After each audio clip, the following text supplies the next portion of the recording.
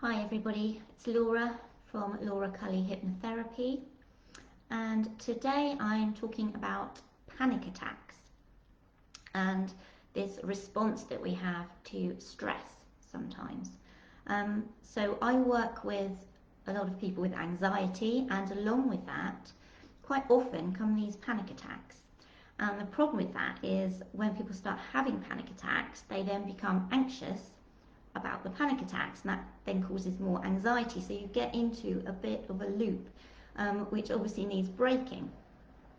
Now, panic attacks are very, very common. So 1 in 3 people will experience at least one in their lifetime. And actually, when I start working with the client, I always say to them, we're not going to call them panic attacks anymore, because actually just even that phrase, panic attack, is awful, really, isn't it? That brings to mind terrible things, and it is, it's attack. Sounds like your body is attacking you, and even the word panic. So we tend to call them anxiety responses, or quite often I come up with something with the client, or anxiety episodes. I mean, there is a difference between a panic attack and an anxiety episode.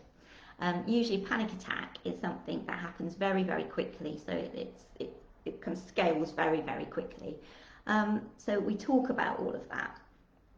But actually, all it is your body protecting you and looking after you.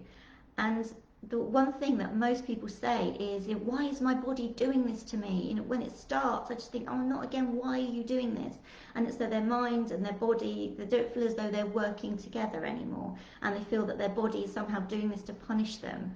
So the first thing I would say is just think about what your body is doing and understand why it's happening. And actually, it's not your body attacking you at all. It is your body trying to look after you. And you're not in any danger. And it is actually very, very normal. This is just your body responding to an intense feeling of stress. Now, quite often people understand what triggers it. So there might be something in particular that they know. It could be, that they're getting really worked up over finances. It could be work stress. It could be something that's happened, and they understand on a conscious level what triggers it, so they know what their triggers are. But quite often these panic attacks come out of nowhere, and that's when people tend to get really stressed and anxious about them, because they don't know when they're going to happen. And it could be that it's something that you haven't even noticed. It could be something that you've heard, something that you've seen, you've not consciously been aware of, but somehow it's sent off that little trigger in your brain. I've written a blog about anxiety response and how, physical anxiety. So I'll pop that in the comments. So do go and have a read through that, because I put a lot more information. I don't want to go on and on about it today. I'm trying to keep this short. So if you think about your body trying to protect you and this response that your body has, I quite often say to people, if you think about, it's like that car alarm, when you walk past a car and the alarm goes off, it's or the a smoke alarm that goes off when you burn the toast, for example. It's like you've just become very, very sensitive. So it's almost like it's gone into overdrive. But you wouldn't want to turn it off. It's really important. If you think back to why our bodies do this, our bodies are amazing machines. They are incredibly powerful. And originally, this would have been a great response to have, because if you were out hunting and you came face to face with a tiger, you want that response in your body. You want, the sweat to cool you down. You want your heart to start beating faster. You want the blood pumping. You want your muscles working really well, so that you are either ready to fight or you're ready to run away. But of course, the problem is we're still having that response to things that we're perceiving as deathly threats. And we're not able to fight or flee, or it's not appropriate. So it could be that you're going into a meeting to give a presentation and you start to feel this way. So we're responding in the same way, but it's like we're just oversensitive. So our bodies are still doing this. So sometimes it is good just to, maybe if you can, just to run off to do something physical. And a lot of people find that really helpful, and to keep that physical exercise up as well. But what people tend to do is to fight against it.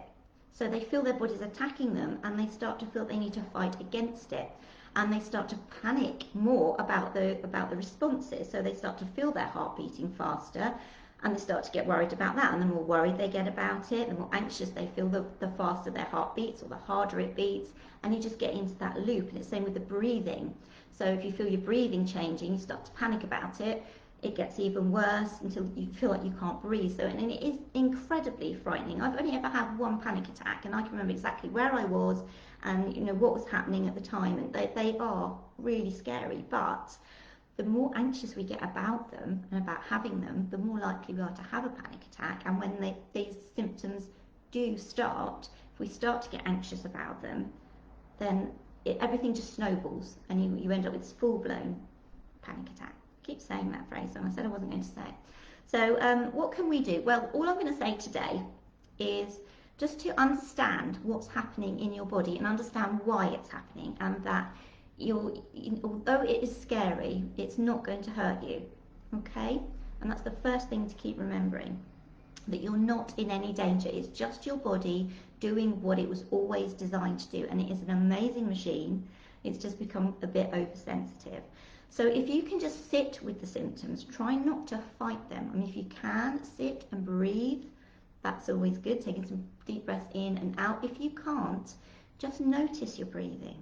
If you feel that, some people find that makes it worse. So everybody's different, and that's why I like to work with individual clients, because they find different things work for them. So if you find it really hard to just sit and breathe deeply, and you find that focusing on breath makes it worse, then just notice your breath. If you can just sit and notice it, okay? Notice your heart beating hard or fast. Just notice it. Notice that you might be becoming a little bit clammy. And just sit with it and just wait for it to pass. And the more you try and fight it and the more frightened you get, that's when things get worse. So there are lots of other things that you can do, okay? So they're not things that I would sit and tell you to do on a video, because I think you need to work with somebody, because some of these things can be quite frightening. So please do get in touch with me or somebody else if you are having panic attacks. Then there are things you can do. They're not things that you just have to live with and you have to put up with forever. There are ways you can learn to overcome them. So please do that, okay? I will put a link to my calendar in the comments anyway. So if you wanted to come and have a good chat about, your own situation, how you're experiencing things, and have a talk about what we can do, then that's absolutely fine. But all I wanted to say today was just to understand your body, perhaps have a read through that blog, understand why it's happening, start to understand the mind-body connection, and that the best thing you can do is just sit with it, calmly noticing what your body's doing, rather than getting into that fight with your body. Okay, guys, if you have any questions or you want to have a chat, please do get in touch with me, won't you? So thank you very much for listening.